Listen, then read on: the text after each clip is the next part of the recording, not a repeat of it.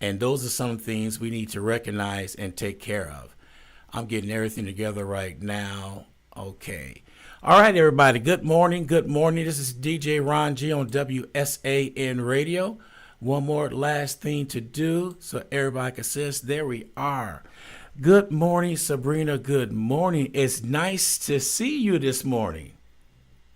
Great Rising Ron, how are you? It's good to see you as well. Yeah. Oh, I'm doing good. I'm doing good. I'm just letting everybody know that I turned around with broadcasting on Facebook, on YouTube, Torvo, and Twitch TV right now. I just cut on the because people are sitting in. How can we watch you?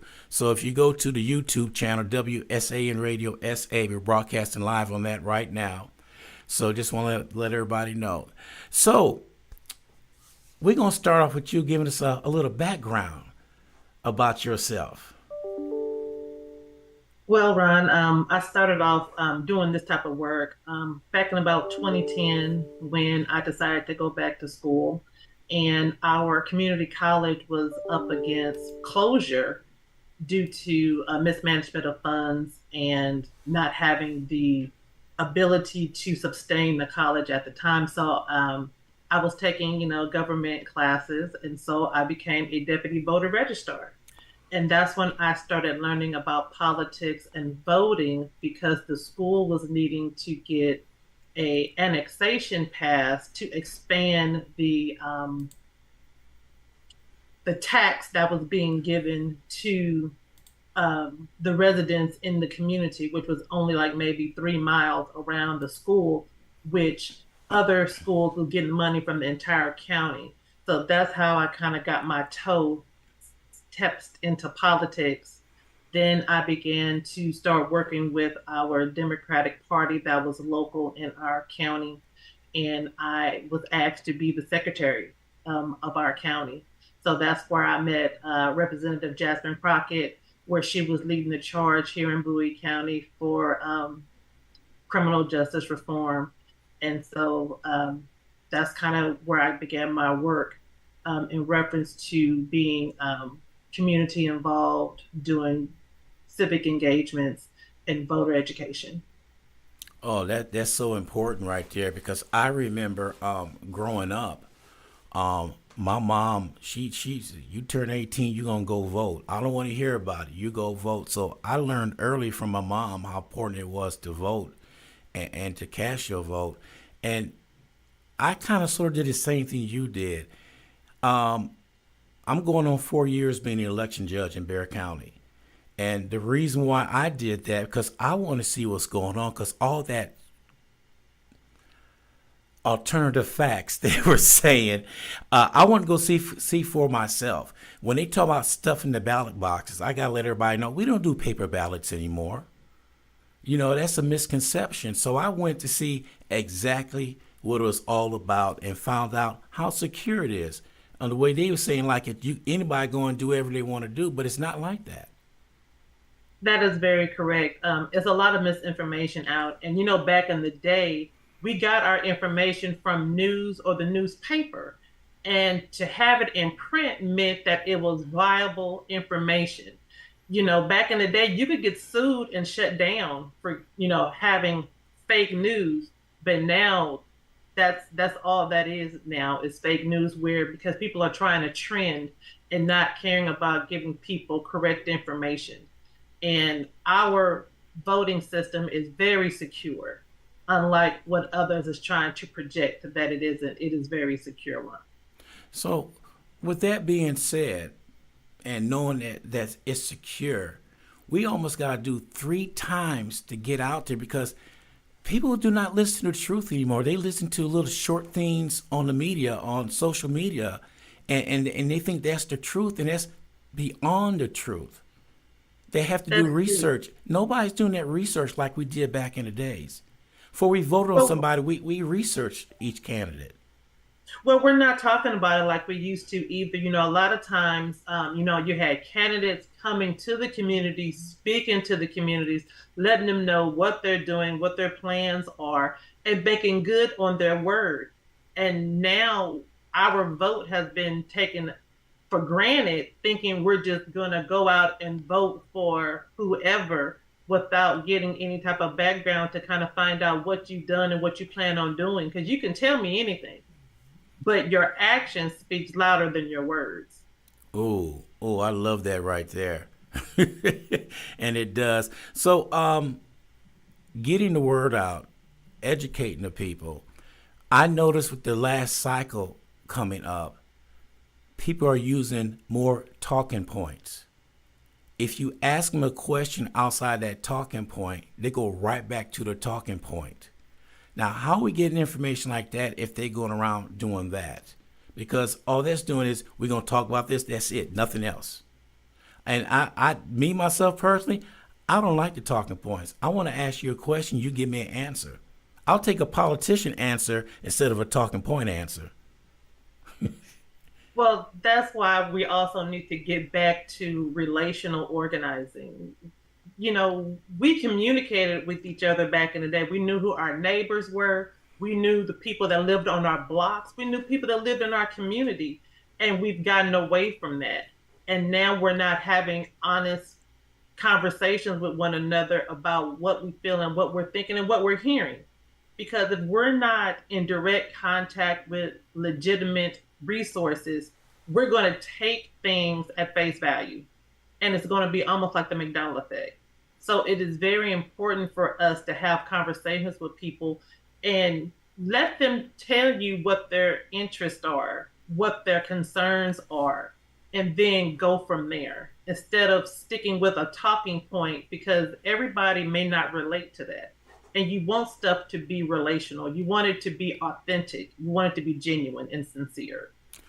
So we need to get back to that knocking door to door, having town hall meetings and all that stuff because so many people say something and they're avoiding a town hall meeting because they know they're going to get called on it. So they say something and then they run away.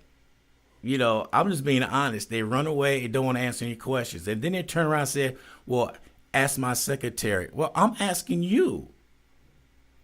So your secretary don't have the answers. We put you in office.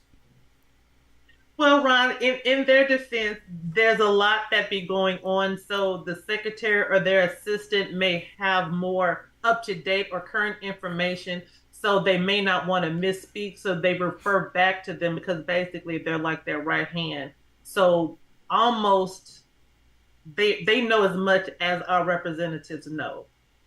So sometimes they just want to make sure they're up to date because things change so quickly, especially in this day Yeah. and age.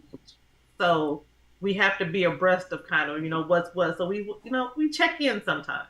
Well, I'm a devil advocate. I'm gonna say something that some people may want to say, so I'm gonna say it. Well, then Oh why no, that's check? good. Well, why check with a can and go straight to the secretary? If they got all the answers, and you know what's gonna happen then? If they misspeak right there, and the can go out and say, "Well, they misspoke," and I Well, just took, it's like a relationship. It's yeah, like a marriage.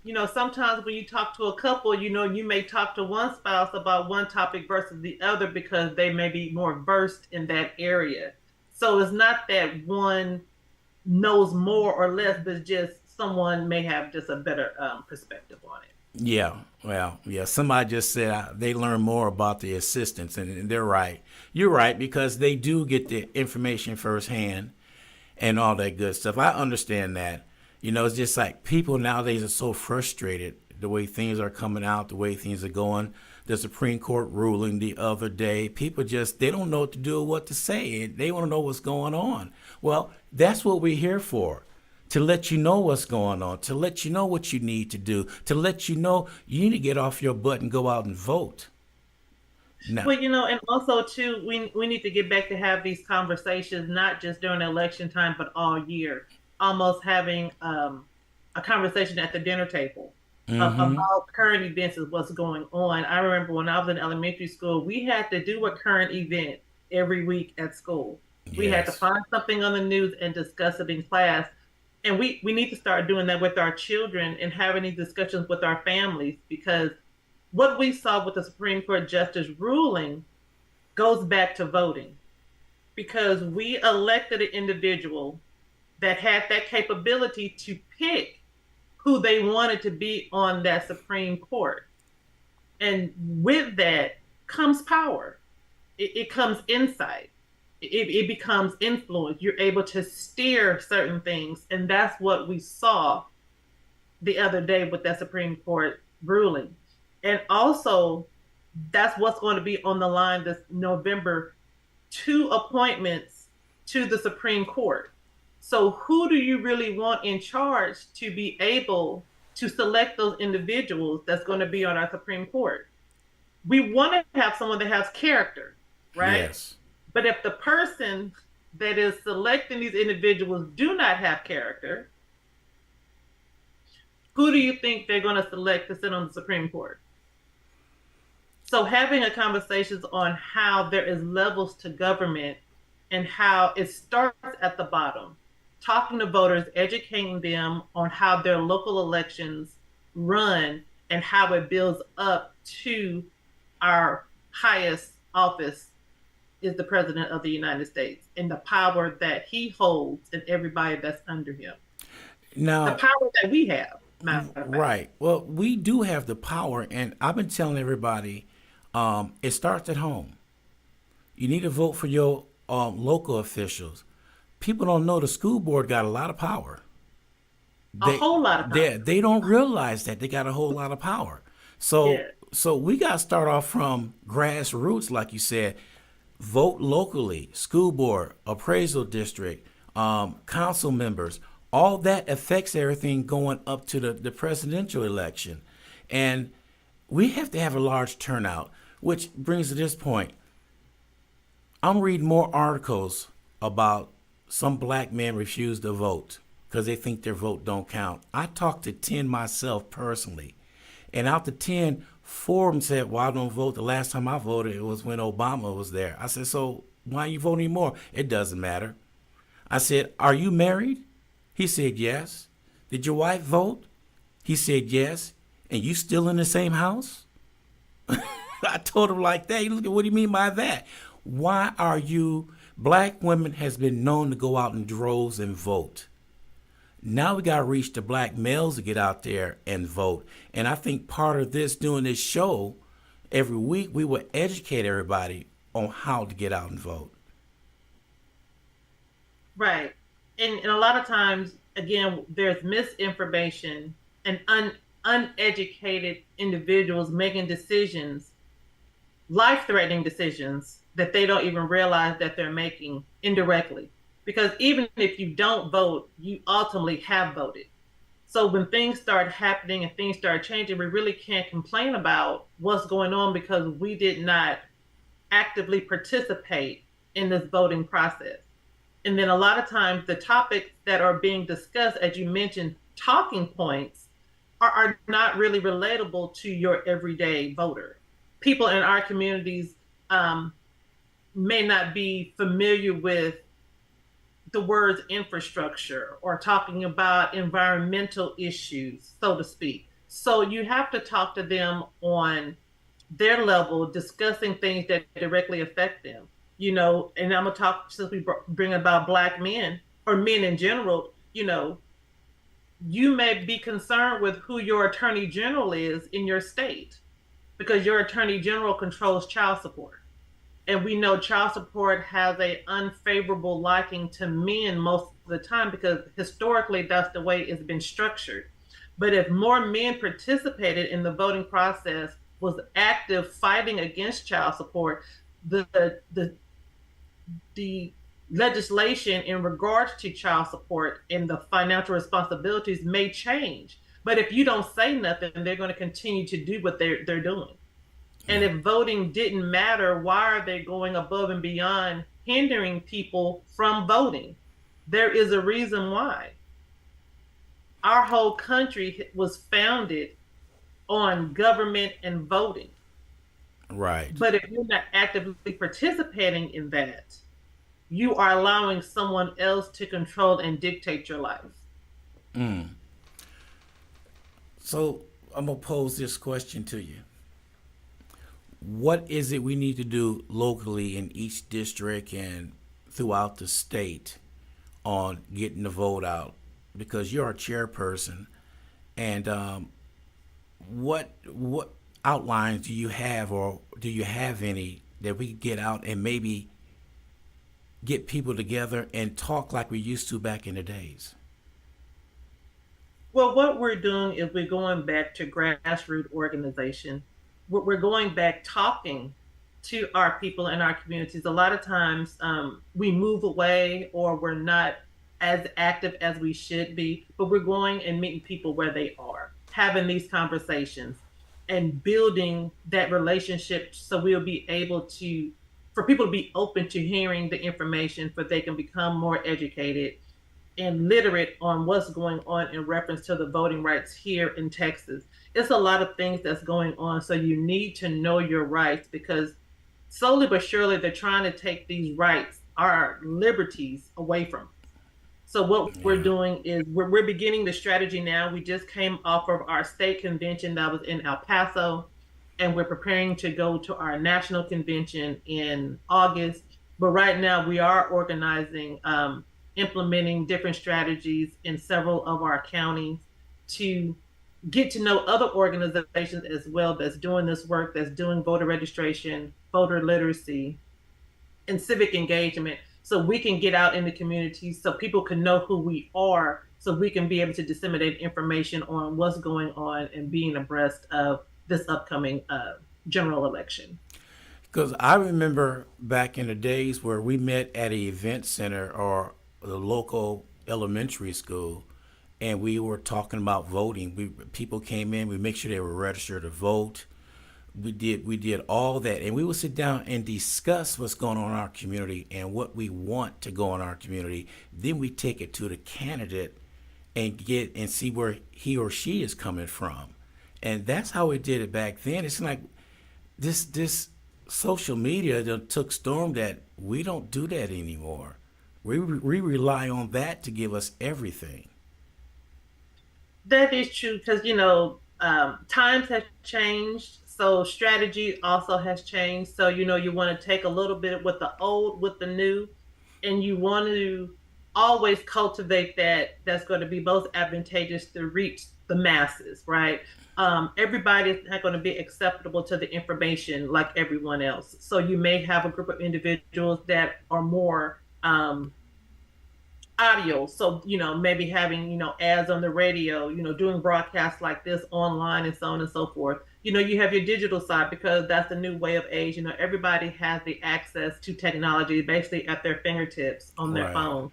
But then you may have some older generations or even people who don't even have internet access because, some areas are just rural to where broadband can't even sustain providing that type of service. So you may have to make a phone call. You may have to go knock on a door, as you mentioned. Attend community events. Last month was Pride Month. There was, several events going on throughout the state. Go and meet people where they are. During this time of the year, you have different rodeos, you have carnivals, you have fairs. Have a booth at these fairs. Go out and talk to people at these events. We got next month we have back to school. Yeah. Being in the community with the community will speak volumes. So when you are giving out information, when you're having town halls, they will feel more comfortable in attending because everybody is not as affluent as you or yourself as I in reference to politics, so they may feel a little intimidated. But if Right. you meet people where they are and start having these conversations, they'll know and realize, well, shoot, I have just as much a right to be here as anyone else. And then that'll bring others in as well, so people know what's going on in their community. I know what I started doing when I read events that's going on and it's going on. I give them a call. I said, "Do you have somebody out there to register people to vote?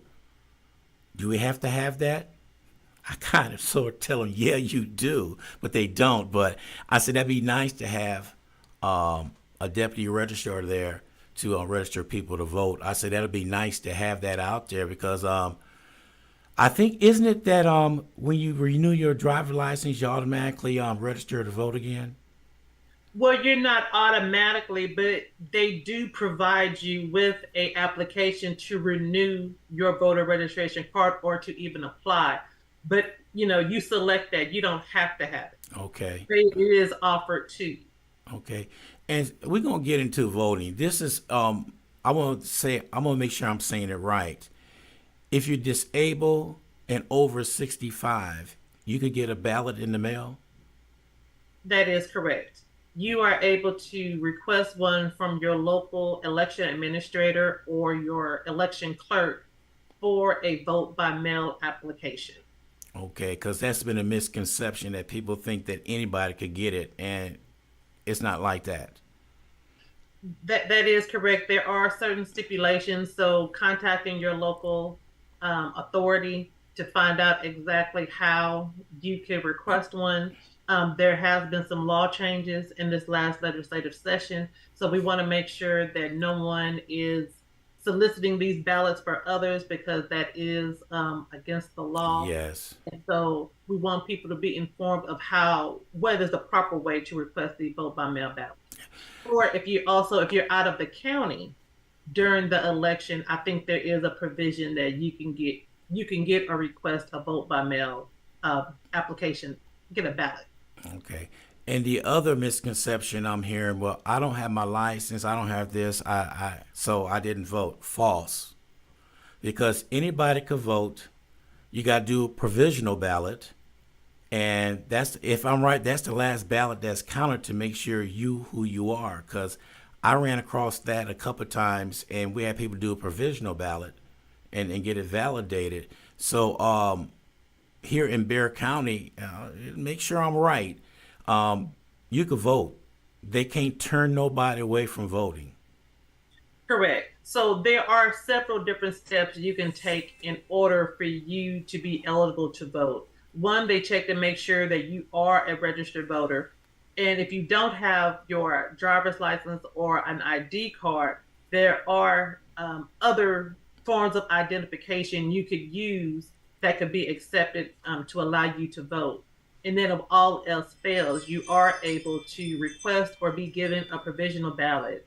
And at that time, you will fill out the reason why you are requesting this ballot.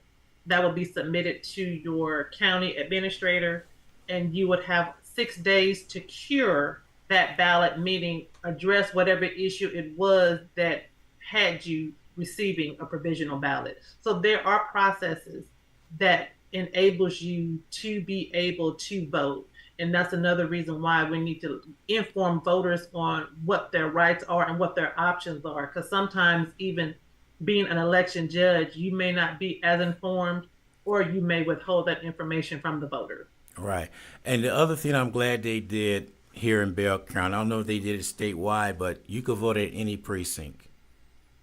Well, no, it is not statewide. Depending on the size of your county, and Okay. if that county applied with the Secretary of State to be able to have countywide voting. So there are some counties that are small to where it didn't warrant them having countywide voting. So there are some counties that still do it by precinct. Good. I'm glad you explained that to me because we had a couple that the last major election drove like a bat out of Hades to get to vote, and they came to the precinct, and yeah, I said, you just made it, and they said, yeah, we rushed away. I said, you passed up a whole bunch of voting places. Yeah, we did. Bear County, they changed it. You could vote at any precinct, and they did not know that. So that's the part of educating people right there. True. That's a major part right there of educating people because they didn't know.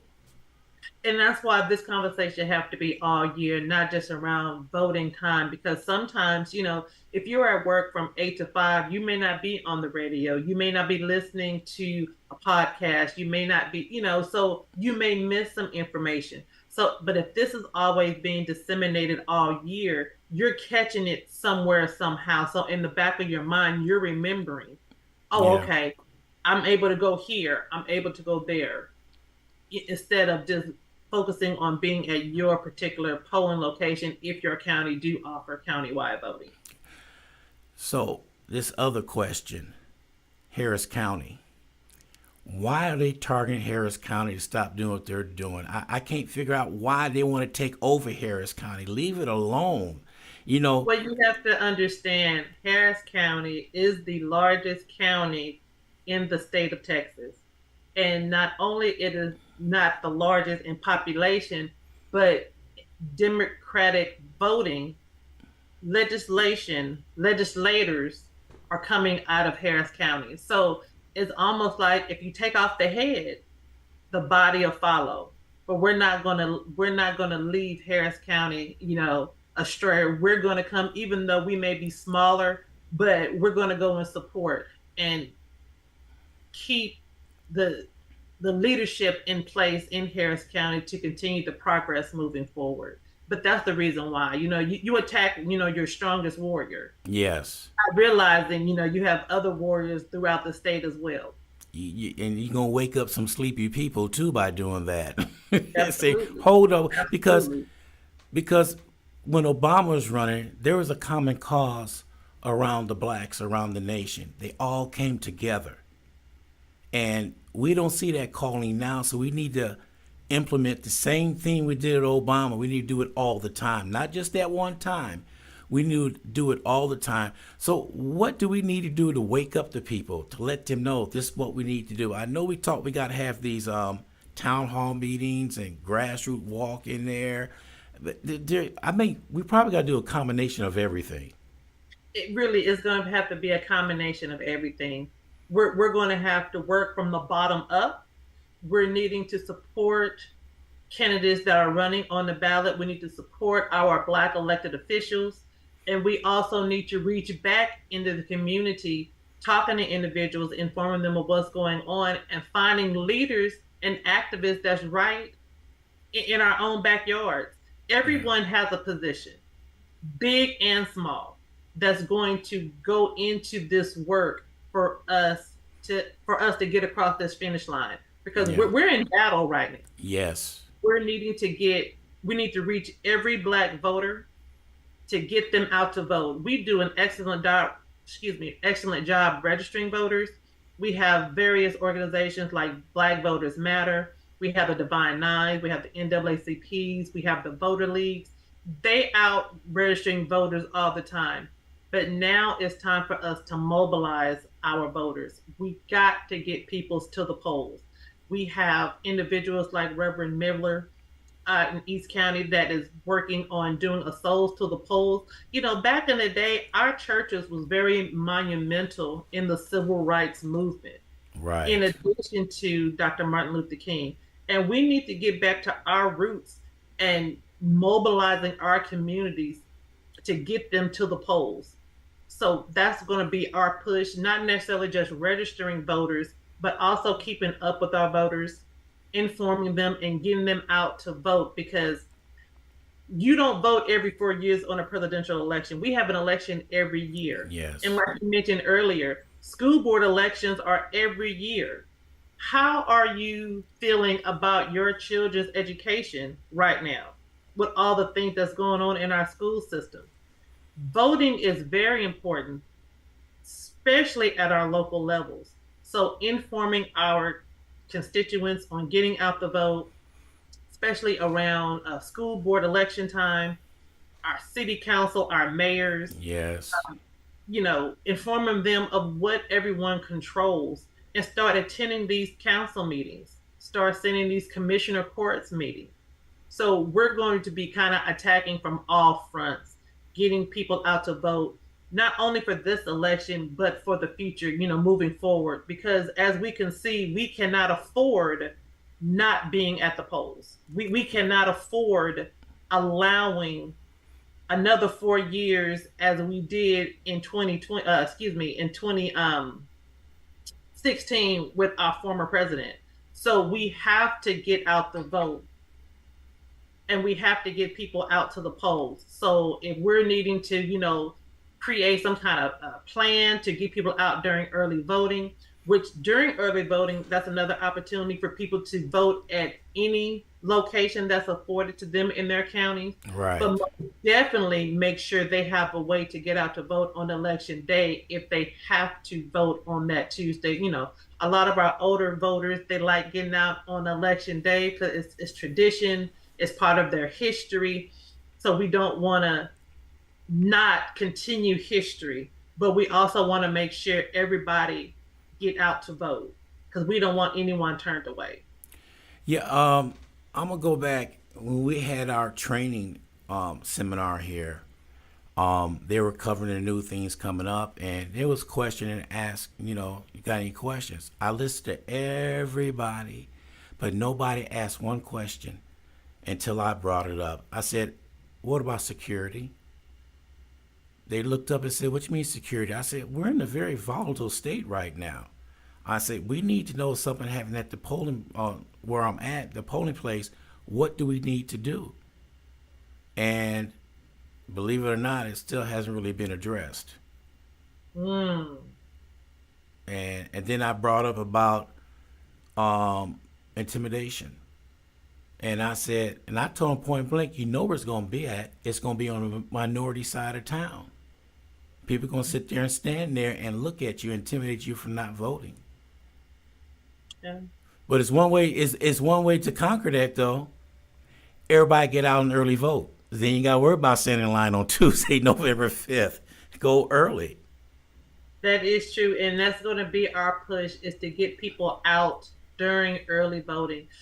There are counties that will be able to be open on Sunday to even vote, Yes. so we're going to be pushing, churches to, get their congregation if they hadn't voted during early voting, getting out on that Sunday. But we most definitely want people to utilize that opportunity to vote anywhere during early voting. But if not, making sure people are able to vote on election day. Yeah, cause that's really important right there. Because I don't want nobody to be intimidated saying I'm not gonna go vote. They got them guys standing over there, and I hate to say it, Texas is open and carry. You Well, know. that's true. And that's why we need to know our rights and we need to know the law Yeah. and utilize that to our advantage. But I do know I can't remember the name of the group. A bunch of brothers are getting together to make sure the places are safe to go to. Oh, really? There's a movement going on. I don't know who it is, but I'll get back with you on that one. I read it the other day, but I can't remember the organization name. But Okay. they're just gonna stand guard, make sure nothing happens. Well, that's good You because know. people need to know, we're not just allowing things to happen. We're going to fight back. We're going to Yeah. fight back with truth. We're going to fight back with the law. And I am not opposed to self perseverance, self defense. Yeah. So Don't even try it. We just put it that way. Don't even try it. yeah, Um, so One other major thing that changed this year is the poll watchers. Now they could come and go anytime they want. oh, They they okay. they they they they were able to come in, and then when they left, they couldn't come back in. Well, that is the way you are there for a certain period of time. You're Yeah. not able to go in and out. Well, if I'm right, So, they changed that law. huh. They changed that. In the training, they said they could come in and out anytime they want. I will need to verify that. I Yeah. wasn't I wasn't aware that they changed that law. But Okay. there was several changes that was made during this last legislative session. So Yeah. The other thing, the last thing I want to talk about is it's 920 pages. Project 2025. I was reading that, and I'm telling you, that's no. I'm just gonna say no. What I'm gonna do right now is I'm gonna highlight a lot of the talking points in there. I'm gonna use talking points on this one. Highlight what could happen, and I'm gonna start preaching that every day. Once I go and get it, I'm gonna hit highlight this one, highlight that one. I'm gonna post it because people need to know what's going to happen. mhm. If a certain party get into office, it's it's going to be crazy. You're absolutely right, Ron. And that's why it's so important. So you have three branches of government. You have your, you have the House, you have the Senate, and then you have, the presidency. And everything is in levels, right? So depending on how many Democrats or Republicans you have in the House is going to decide if certain legislation is going to pass to even go forward to the Senate. So there's three levels, right? So if we are not even voting for people that have our best interest at heart, when it's time to vote on certain laws and things, you don't have the backing behind you to stop it or push things forward. And this is what we're seeing with Project 2025. So they have been working on certain legislation for years, and they're planning it for 2025, which is going to be next year.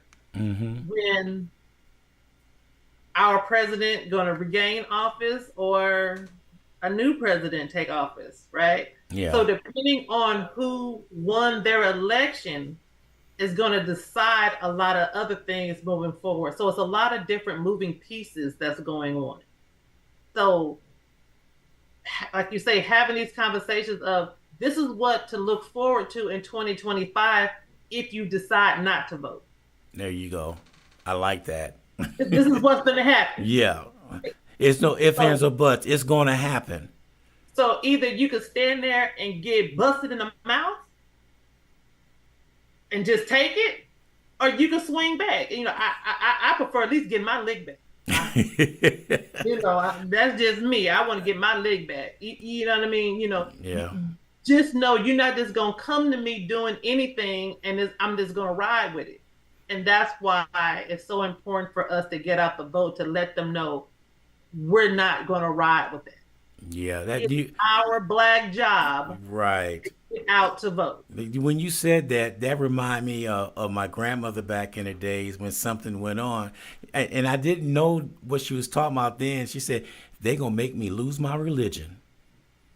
And it took a while for me to figure out what that was. And as I grew up, I knew what it was. Don't turn a sister loose. Don't keep poking the bear. Don't keep alienating. Don't keep and I'm trying to do things the right way, trying to do that's decent in order. But pressure busts a pipe. Yeah. Yeah. Well. And right now we're literally in a fight or flight mode, and people don't even realize it. So we have to get people out. Registering voters is great, but there is a part 2 and a part 3 to that. So don't just think you've done your job by registering voters. Are we following up with those voters? Are we informing them that there are upcoming elections? I mean, there have been several runoff elections. Right. Since May. So we've had several throughout the state. Are people aware of these elections that's going on? Because if they don't know, they're not going to get out to vote. They're not going to go vote.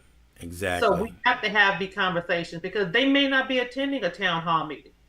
So when we're at the bar, we may have a slight conversation about the election, stuff that might be going on in your county. When you're at the barber shop, you may have a conversation. You know how you guys are. You might, when y'all talking about Bronny, talk about this election, talk about, because really that was a distraction. Yeah. Everybody talking about LeBron James and his son, and you got the Supreme Court making these type of decisions. Well, now we can worry about LeBron later, because you knew that was going to happen anyway. Right. Who wouldn't have? Yeah. So, but don't let distractions distract you from the main thing. Let's keep the main thing, and that is voting. People died for us to have the right and the ability to go vote. Why would we just sleep on that? Why would we just basically turn our back on those who is fighting for us to keep these liberties? This is my opinion about voting, and I do it all the time. If you're going to talk to me about something that's going on, and I ask you, did you vote? And you tell me no, I'll walk away. You should have thought about this a couple years ago when you should have voted. Don't bring it up now. I'll walk away. I said, you don't have a voice. You didn't vote. And I'll leave it at that. And that's why we need to let people know how important it is about voting Yes. and what it affects. What was the after effect of you not voting? What happened? What's going on? Mm-hmm. For people to understand and see, because a lot of things economically is happening because of the decisions that we made or didn't make Make about voting. education, education, education. We could preach Mhm. that all day, but I do like it's a couple organizations here in San Antonio that are picking up the elderly who didn't get a mail-in ballot and take them to go vote.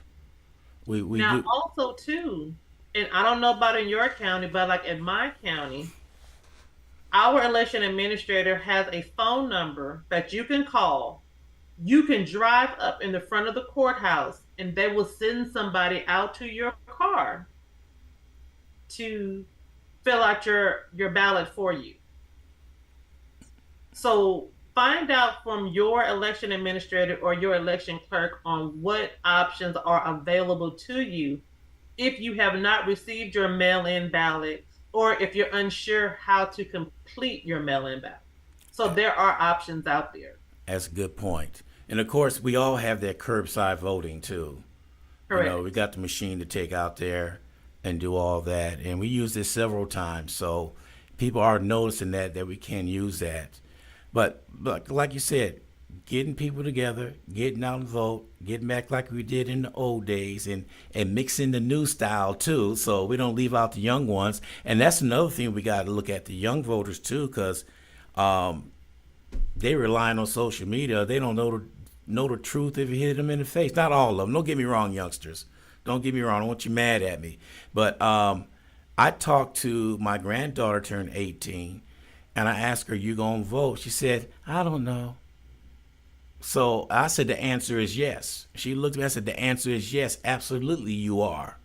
Don't let me find out you didn't vote. No more money for you.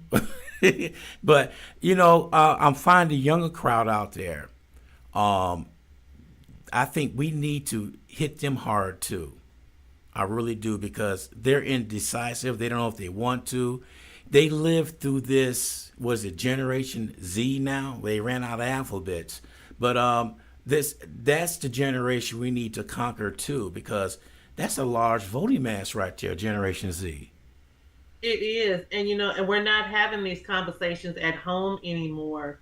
So when they turn 18, they know this is one of their things that they have to do. They're getting ready for graduation, they get ready to go off to college, but they know they registered to vote and they know they go out to vote. So back to having these conversations, and we may need to go into the communities and not necessarily have a town hall or a candidate forum, but maybe attend church service and speak during, when they ask, are there any guests in the house? If there is a community event going on, if you got sparks in the park, if you have a party in the park, if you're having a barbecue, a family reunion, have these slight conversations. Have some voter registration cards available so when people come in, it's there. So Yeah. it's not like it's foreign to them. So we have to make this like an everyday thing, almost like breathing, where it's automatic. Yeah. Become cultural to where we know so often voting is at the top of our to-do list. I wish somebody would show in the 60s, when we got the right to really vote, the lines of black people waiting in line to vote. We need to bring it back old school to and say, see how was back then? It was a purpose. They went out and voted. That's what they wanted to do. They had long lines wrapped around buildings and stuff for people to get out and vote. So they need to know what their ancestors done for them. Somebody told me something the other day. Don't wait for your ancestors to die to ask the questions. Ask them now while they're living. That's right. They've been through that, so they know what's going on. Matter of fact, I talked to an older gentleman. He was 87 years old. He sat up and told me. He said, "Brother Gordon, I'm seeing almost the same thing I seen back in the '60s happening right now. There's no difference. That's wisdom right there, seeing what's going on. And we need to start talking to some of the older, well, not older, but well seasoned individuals out there. That's true because back in the day, we told the stories of our ancestors, so we knew generationally kind of where we came from, so we can keep our eyes on the prize, so we know where we're going. And Right. we're and that's something else that we've gotten away from. So we have to get back in tune with having conversations, talking to our elders, talking to our seasoned individuals, and then also listen to our younger generation. What are their thoughts? What are they looking at? What are their concerns? What are their issues? Because we're in different generations, so their focus is going to be vastly different from ours. They Yeah. may be looking at, raising children, buying a home, and acquiring things, to where us being older, we just want to maybe maintain. We don't want any more children or girl family. And then Right. our older family may want to, okay, start having stuff left for the people that's behind them. So we Hmm. have different stages in our life. So different issues in reference to voting is going to apply to us differently. But we got to have these conversations. We have to know what's going on, so our younger generation don't think this is something normal, Right. or they know, okay, this is what they tried to did to my grandfather back in the day. Oh, H now, we ain't gonna have that going on now. You know what I mean? Right. Yeah. So having them prepared knowledge wise to look out for what's going on and start preparing for the future, because that's what Project 2025 is. They've been planning for the future. Hmm. Some of us have been planning for the weekend or for the holiday. Yeah, that's a We need lot to change different. that. 2 days compared to 4 years. Come on now. You gotta be Exactly. ready for it.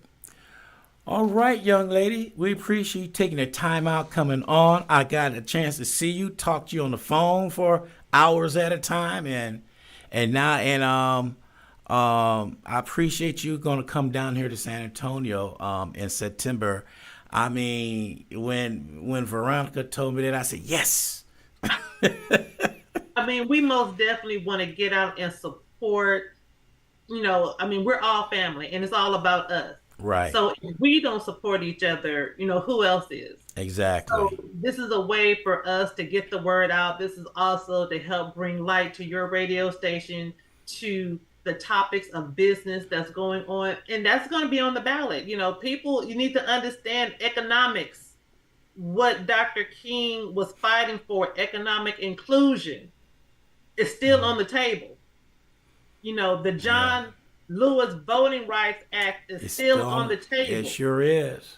You understand what I'm saying? So Yeah. we have to break it down to let people know and understand what voting really is.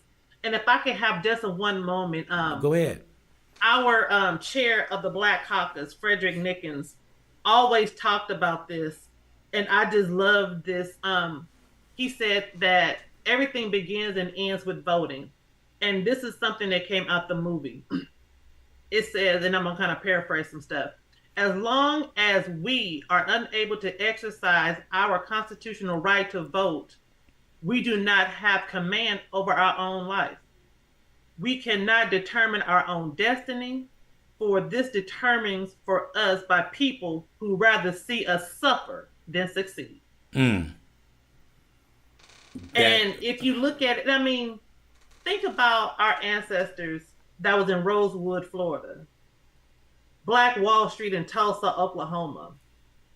You had thriving Black people with thriving Black businesses hundreds of years ago.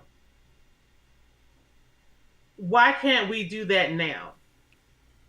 And the difference between then and now, they were together in solidarity, in unity, Yes. working together, was informed, Black, educated individuals.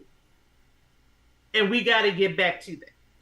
Yes. And Amen to that's that. why, and that's why this partnership is going to be so crucial and monumental for Black people all over the nation, not only for Texas, but we planted a flag in Texas though. Because when they said don't mess with Texas, baby, I don't know about them, but we mean it. Yep. Don't mess because with Texas. Texas is going to be standing on business, Yep. okay? And we're fighting for democracy from the bottom up, and we're taking it all over the nation. But we're gonna start in Texas. So we are looking forward to coming down to San Antonio for you guys can show us the area, for us to out to know the constituents and do some work to get out the vote. Oh yeah, most definitely do that. And when you come down, I'll be right there with you. I Yeah. bring you out. I'll take you to all the hot spots where we need to go. Whatever needs to happen, whatever you need, you just let me know. We'll make it happen. Most definitely, because we want to be with the people. You know, we want to go to where the people are that's going to be most affected Yeah. by this upcoming election. So, we're excited. We're here for it. Yeah, so I'm gonna find out what's going on later on after the conference and places we could go to. I'm definitely gonna check into that, and we'll do that. Yes, absolutely. And then if there's anything else going on, please let us know. So if myself or anyone else with the coalition or some of our chapters members could come out to support you, we most definitely want to do that. Okay, and I definitely got to send my information to you, which I have not done yet. You wanted a picture in my bio. I Yeah. will get that to you by Friday. I guarantee I will. If not, the mill's on me when you come down here. Okay, I'm gonna So, hold you to it. all right. Well, we appreciate you coming on, taking the time out, and we're looking forward for doing this each week because we already got our next person lined up for July 10th. So just keep them coming. All right, yes, sir. We surely will. All right. You take care. We'll talk to you later. All right, you too. Take Okay. care. All right. Bye. All right, everybody. That was Zebrina Robertson. Man, wasn't that something else? I really did enjoy that conversation.